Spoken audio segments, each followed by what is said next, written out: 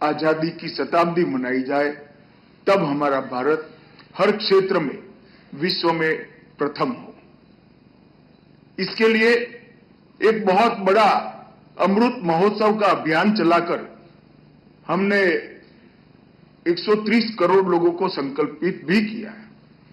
इसके लिए हर क्षेत्र के अंदर काम करने की जरूरत है।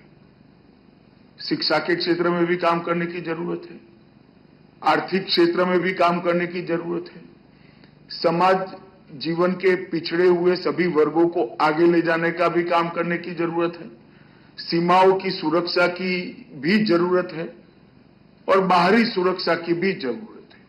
अंतरिक्ष में भी हमें बहुत आगे बढ़ना है।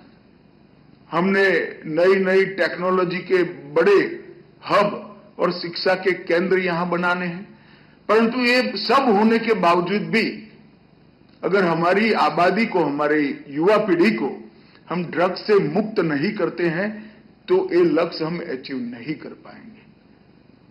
अंततोगत्वा मैं इतना कहना चाहता हूं कि ड्रग की लड़ाई बहुत महत्वपूर्ण लड़ाई है और हम सब ने इसको गंभीरता के साथ भी लड़ना है और प्राथमिकता के साथ भी लड़ना है, सीरियसली भी लड़ना है और प्रायोरिटी के साथ भी लड़ना है। मैं जानता हूं आप सभी यहां ऑनलाइन जुड़े हैं और यहां बैठे हैं, इनके पास अनेक प्रकार के काम हैं। इसमें से एक छोटा सा हिस्सा ये है, मगर मेरा आप सबसे करबद्ध निवेदन है कि छोटे से हिस्से को सर्वोच्च प्राथमिकता, सर्वोच्च प्रायोरिटी नहीं देंगे तब तक ये लड़ाई हम नहीं जीतेंगे। ये बहुत बड़ा चैलेंज है, बहुत बड़ा लक्ष्य है, बहुत बड़ा संकल्प है। नशा मुक्त भारत का प्रधानमंत्री जी का संकल्प, ये बहुत बड़ा संकल्प है। चैलेंज भी है और लक्ष्य भी है, मगर साथ में सबसे बड़ा मौका भी है। और मौका क्या है? मौका ये है, एक ऐसे जंचर पर हम जागरूक हुए हैं, अगर डट कर लड़े, मिलकर लड़े और संकल्प के साथ लड़े तो ये लड़ाई हम जीत भी सकते हैं। पश्चिम के कई देशों के उदाहरण हमारे सामने हैं। कई बार मुझे भी सब लोग कहते हैं कि वहां पर इसको क्रिमिनल ऑफेंस से हटाया गया है। मैंने इसका बारीक अध्ययन किया है।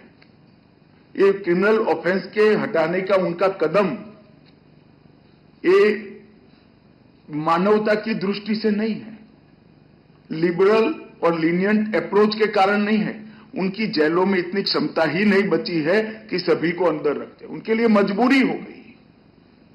हम ऐसे जंचर पर है कि हमें इसके खिलाफ एक लड़ाई लड़नी चाहिए। इसलिए मैं आप सभी को फिर से एक बार बड़े आग्रह से कहता हूं कि आपके व्यस्ततम कार्यों में और व्यस्ततम कार्यों की सूची में ड्रग के खिलाफ की लड़ाई को प्रायोरिटी में लड़ें। और सबके फोकस कार्य अलग है, मुझे मालूम है। यहां वित्त विभाग बैठा है, ईडी बैठे हैं, सचिव रॉ बैठे हैं, सभी लोगों के अनेक काम हैं, परंतु सप्ताह में एक निश्चित समय हमें इस लड़ाई के लिए इंगित करना पड़ेगा। एक छोटा सा का वर्टिकल आपके ऑर्गेनाइजेशन में बनाना पड़ेगा। इसका रिव्यू और रिपोर्टिंग की व्यवस्था आपको बनानी पड़ेगी, तभी जाकर हमें लड़ाई को लड़ सकें। विगत 5 सालों में हमने 3 पिलर्स पर लड़ाई को बिल्डअप करने का प्रयास किया था। स्ट्रक्चरल रिफॉर्म किए थे, इंस्टीट्यूशनल रिफॉर्म किए थे और इंफॉर्मेशनल रिफॉर्म भी किए थे। जागरूकता के लिए भी बहुत काम किया था और होल ऑफ गवर्नमेंट अप्रोच के साथ हम आगे बढ़े थे। मैं इसीलिए शुरू में ही बधाई दिया देश भर के इस लड़ाई के सभी सिपाहियों को, क्योंकि हमारे सामने इसके आंकड़े बहुत उत्साहवर्धक हैं। जब्त ड्रग्स 2004 से 13 तक का जो ड्रग्स जब्त किया गया 1,52,000 किलो और 2014 से 24 में एक समान कालखंड के अंदर 10 साल में 1,52,000 किलो के सामने 5,43,000 किलो ड्रग्स हमने जब्त किया है। मतलब 3 गुनी सफलता हमें प्राप्त हुई। और जो ड्रग का कीमत था वो 5,933 करोड़ था और 14 से 24 में 5,933 करोड़ के सामने 22,000 करोड़ से ज्यादा मूल्य का ड्रग हमने पकड़ा है। क्वांटिटी भी बढ़ी है, क्वालिटी भी बढ़ी है। और हमने एक प्रकार से कई सारे नेटवर्क को ध्वस्त भी किया है। मैं इसको बारीकी से देखता हूं, मुझे मालूम है कई नामी अनामी ये लड़ाई के सिपाहियों ने बहुत अच्छा काम किया है। मैं सभी को बहुत बहुत बधाई देना चाहता हूं। ड्रग के खिलाफ लड़ाई और ड्रग के दूषण के बहुत सारे पहलू हैं। सबसे बड़ा नुकसान है कि हमारी भविष्य की पीढ़ी को एक खोखला करने का काम करता है। इसके अंदर घोर निराशा, आरोग्य के ढेर सारे प्रश्न और पूरे परिवार की एक प्रकार से इंफीरियरिटी कॉम्प्लेक्स को ड्रग का एक आदि नागरिक जनरेट करता है। इसके साथ साथ ड्रग का जो बिजनेस है वो अब नार्को टेरर के साथ ही जुड़ गया है। तो देश की सुरक्षा के लिए भी सबसे गंभीर खतरा ड्रग की कमाई से आने वाला पैसा बना हुआ है। हमारे अर्थतंत्र को खोखला करने के लिए ढेर सारे अवैध आर्थिक व्यवहार के चैनल्स भी इससे पुख्ता हुए हैं और ढेर सारी इस प्रकार के ऑर्गेनाइजेशन आए हैं। बाद में कुछ समय के बाद वो केवल ड्रग का बिजनेस नहीं करते हैं, गैरकानूनी हवाला का बिजनेस करते हैं, गैरकानूनी तरीके से देश के धन को देश के अर्थतंत्र की चार कॉर्नर के बाहर ले जाने का काम करते हैं और ढेर सारे टैक्स चोरी के काम भी इसी में से उत्पन्न होते हैं और ये मल्टी लेयर्ड क्राइम बन गया है। इसके लिए भी हमें इसको बहुत मजबूती से और सख्ती से निपटने की जरूरत है। ग्राउंड लेवल के मोहरों को आगे रखकर क्राइम सिंडिकेट के मास्टरमाइंड तक जब तक हम नहीं पहुंचेंगे ये नहीं होगा। मैं सभी एजेंसियों को और विशेषकर राज्य की पुलिसों को आग्रह करना चाहता हूं कि आप लक्ष्य ड्रग का उपयोग करने वालों को पकड़ने का न रखिए, ड्रग के कारोबार में जुड़े हुए लोगों को पकड़ने का और नेटवर्क ध्वस्त करने का लक्ष्य रखिए और इसको बहुत क्लैरिटी के साथ आपकी रिपोर्टिंग सिस्टम में अलग करने की जरूरत है। और इसीलिए मैंने बार बार टॉप टू बॉटम और बॉटम टू टॉप इन्वेस्टिगेशन पर आग्रह किया है।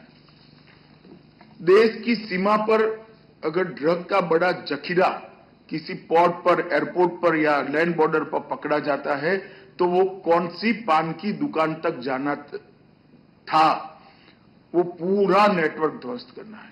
और किसी पान की दुकान पर बच्चों को ड्रग देने वाला एक व्यक्ति या पान की दुकान पकड़ी जाती है तो देश में वो कहां से एंटर हुआ या कहां बना तब तक के नेटवर्क का इन्वेस्टिगेशन करना चाहिए। ये इन्वेस्टिगेशन कोई सामान्य गुनाह का इन्वेस्टिगेशन नहीं है, इन्वेस्टिगेशन ही नेटवर्क का इन्वेस्टिगेशन है।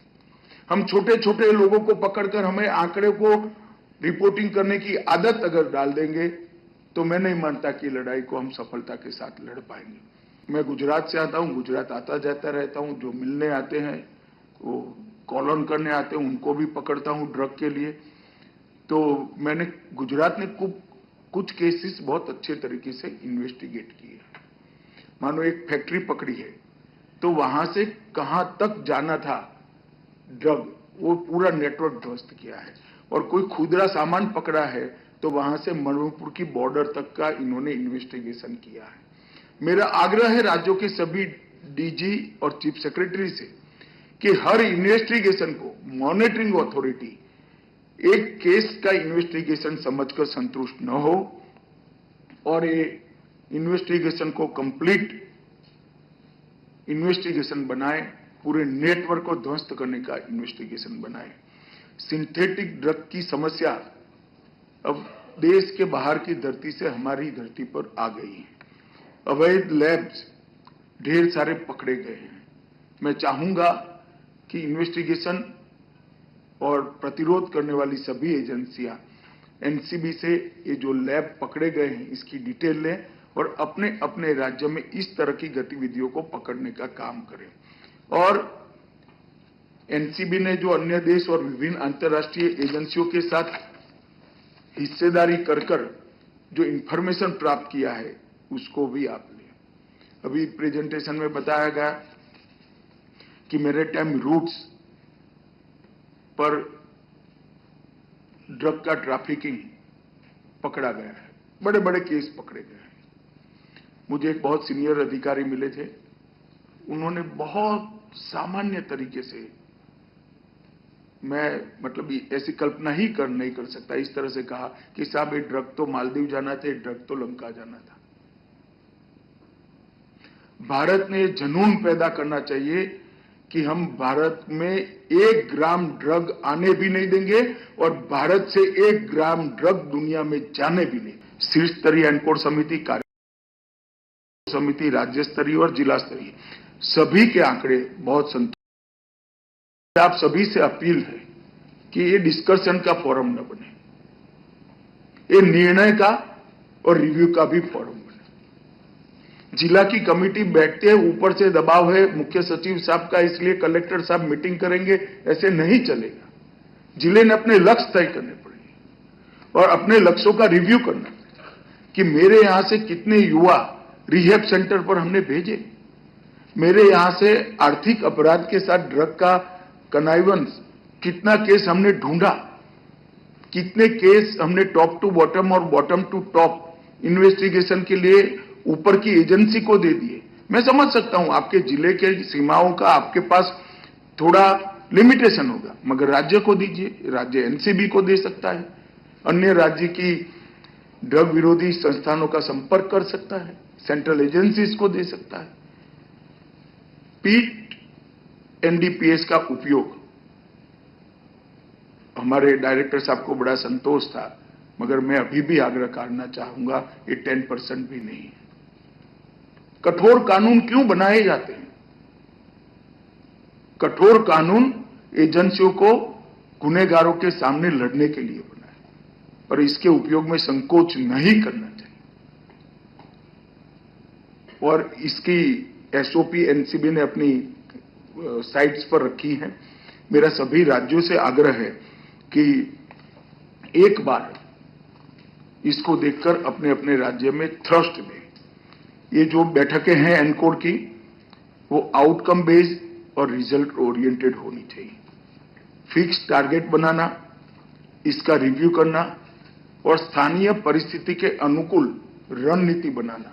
हर जिले का रणनीति इसमें अलग होगा। एक बहुत बड़ा हॉस्टल है तो आपकी रणनीति एक जिले की अलग होगी, एक दरियाई जिला है तो उसकी रणनीति अलग होगी। वहां जैसे कहा हर मछुआरे को नजर रखनी पड़ेगी। एक एयरपोर्ट वाला जिला है, उसकी रणनीति अलग होगी। स्थानीय रणनीति जब तक नहीं बनाएंगे और फीडबैक मैकेनिज्म जब तक पक्का नहीं करेंगे, मैं नहीं मानता इसमें बड़ी सफलता मिलेगी। मेरा आग्रह है कि जिला स्तरीय और राज्य स्तरीय एनकोड समिति आउटकम बेस्ड और रिजल्ट ओरिएंटेड हो, लक्ष्य तय करे और लक्ष्यों का कठोरता के साथ, निर्ममता के साथ रिव्यू करे। लगभग 4431 एनकोड बैठकें हुई है, 151 राज्य की हुई है। ये हमारे लिए बहुत आनंद का विषय है। मैं कई बार बोल चुका हूं, मगर रिपीटेशन करना चाहूंगा कि बहुत समय से, अंग्रेजों के समय से हमारी एजेंसियों का एक सूत्र था, नीड टू नो। जितना जरूरत है उतना ही जानकारी दिया जाए। अब हमने ड्यूटी टू शेयर की ओर जाना पड़ेगा। देश स्वतंत्र हो चुका है, हमने हमारी सिस्टम पर भरोसा होना चाहिए। और ड्यूटी टू शेयर का, मैं समझ रहा हूं ये कल्चर बदलते बदलते बड़ा समय लगता है, परंतु मैं मानता हूं कि मैं जब तक हूं मैं प्रयास करता रहूंगा। नीड टू नो से ड्यूटी टू शेयर का एक बड़ा परिवर्तन सभी एजेंसियों ने आगे बढ़ाना पड़ेगा। हमारा त्रिकोणीय प्लान ऑफ एक्शन हम लेकर चले, उसको बारीकी से नीचे तक समझा जाए, ऐसा मेरा आग्रह है। ड्रग की सप्लाई चेन के लिए हमारा रूथलेस अप्रोच होना चाहिए, डिमांड रिडक्शन के लिए स्ट्रेटेजिक अप्रोच होना चाहिए और हार्म रिडक्शन के लिए ह्यूमन अप्रोच होना चाहिए। ये तीनों काम अलग है और तीनों के लिए हमारा अप्रोच अलग होगा। जब तक ये नहीं करेंगे हम ये लड़ाई को सफलता के साथ नहीं लड़ पाएंगे। मानस पोर्टल का आज लोकार्पण हुआ है। इसके साथ सोशल जस्टिस और बाकी सारे एजेंसियों के पोर्टल को भी जोड़ा गया है। Centre of excellence for narcotics control, इसकी भी स्थापना हो चुकी है कैपेसिटी बिल्डिंग के लिए। और ड्रग के विरुद्ध जन आंदोलन के लिए स्पंदन भी, मिशन स्पंदन भी शुरू हुआ है। ये सारे इनिशिएटिव को राज्य और जिला की हर वो इकाई जो इनिशिएटिव को गति दे सकता है उस तक पहुंचाना पड़ेगा। एक संयुक्त समन्वय समिति यहां पर गठित हुए, मेरा आग्रह है कि राज्यों पर भी हो और फाइनेंशियल इन्वेस्टिगेशन के लिए भी राज्य स्तरीय बैठक में कठोर रिव्यू हो और वित्त विभाग की सेंट्रल एजेंसियों को सूचित किया जाए।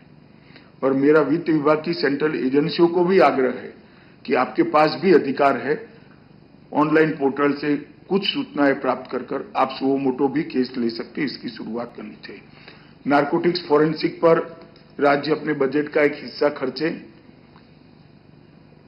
ये बहुत जरूरी है और बहुत कम समय में, हम बहुत नजदीक है, नारकोटिक्स के प्राथमिक टेस्ट के लिए एक बहुत सस्ती एक प्रकार से जिसको कह सकते किट भी, स्वदेशी किट है, हम दे पाएंगे, जिससे आपको केस रजिस्टर करने में कोई आपत्ति नहीं आएगी। और फिर करप्शन के कारण पकड़ा हुआ बड़ा जखीरा भी आटा बनाकर बदल दिए गए कि ढेर सारे उदाहरण इस देश में मौजूद है। तो उस किट थोड़े ही समय में इंट्रोड्यूस कर दी जाएगी। नेशनल फॉरेंसिक साइंस यूनिवर्सिटी इस पर काम कर रही है और होते ही मेरा सभी राज्यों से आग्रह है कि हमने आगे बढ़ना चाहिए उसमें। सोशल जस्टिस डिपार्टमेंट ने नशा मुक्त भारत अभियान को बहुत व्यापक किया है, मैं हृदय से उनको बधाई देना चाहता हूं। और सारे रिलीजियस ऑर्गेनाइजेशन, यूथ ऑर्गेनाइजेशन और रोटरी, जेसीस, एनसीसी, एनएसएस, इस प्रकार के जितने ऑर्गेनाइजेशन को हम इसमें जोड़ेंगे, मुझे लगता है कि इससे हमारा फायदा बढ़ेगा। एनकोड पोर्टल और निदान प्लेटफॉर्म्स, आप स्वयं एक बार इसको लॉगिन करने वालों की संख्या देखना, आपको भी लगेगा कि इसको ज्यादा पॉपुलर करने की जरूरत है। सिर्फ आपकी एजेंसी में से कितने लोगों ने देखा है, इतने एक बार निकाल लो। आज मानस पोर्टल इंट्रोड्यूस किया है। मेरा आग्रह है कि सभी सचिवों ने जहां जहां मंत्रालय की रीच है एक परिपत्र करके मानस पोर्टल को इंट्रोड्यूस करना चाहिए। इन्वेस्टिगेशन में फिर से एक बार कंप्लीट इन्वेस्टिगेशन के पर मैं आग्रह करना चाहूंगा और पीट एनडीपीएस के उपयोग पर भी मैं आग्रह करना चाहूंगा। जैसा मैंने बीच में एक सुझाव दिया कि जो उच्च शिक्षा के संस्थान हैं, जो बच्चे परिवार से दूर रहते हैं, वो आसानी से इस लत का शिकार बनने की संभावना है, ऐसा आंकड़ों के आधार पर हम कह सकते हैं। तो इसके लिए इनकी हॉस्टल में जागरूकता, उनके बिहेवियर में चेंज के आधार पर उनको असिस्टेंस देकर हमने वो बच्चों को आगे न बढ़ जाए इसके लिए प्रयास करना चाहिए। मुझे लगता है शिक्षा विभाग और सोशल जस्टिस विभाग में इसमें एक प्रमुखता से अभियान बनाकर आगे बढ़ना चाहिए। मित्रों, लड़ाई में एक प्रकार से खुश होने वाले रिव्यू करें तो बहुत अच्छा लड़े हैं, परंतु कठोर रिव्यू करें तो आगे का रास्ता हमारा बहुत बाकी है। गति भी बढ़ानी पड़ेगी, व्यापकता भी बढ़ानी पड़ेगी। गति बढ़ाने में कोई कसर न छोड़े और व्यापकता बढ़ाने के लिए कई साथियों को साथ में लेना पड़ेगा। हर थाने का ये एजेंडा नहीं बनता, हर डिपार्टमेंट का ये एजेंडा नहीं बनता, तब तक हम सफल नहीं हैं। मैं इतना ही कहना चाहता हूं मित्रों, अभी भी हम ऐसे कगार पर है कि लड़ाई को हम जीत सकते हैं। अगर 5 साल कहीं ना कहीं आलस हो गई तो लड़ाई हमसे आगे निकल जाएगी। मेरा आप सबसे बहुत मन से विनम्रतापूर्वक आग्रह है कि इस लड़ाई को अपनी लड़ाई समझे। हमारी ही लड़ाई है, हमारी भावी पीढ़ियों के लिए लड़ाई है और आज की पीढ़ी को बचाने की लड़ाई है। मैं आशा करता हूं कि सभी लोग इसको गंभीरता से लेंगे। फिर से एक बार, अब तक जो 5 साल में हुआ है, इस सब के लिए देश भर के सभी ये लड़ाई लड़ने वाले सेनानियों को, सिपाहियों को मनपूर्वक बधाई और अभिनंदन कर मेरी बात समाप्त करता हूं। बहुत बहुत शुभकामनाएं आप सभी को।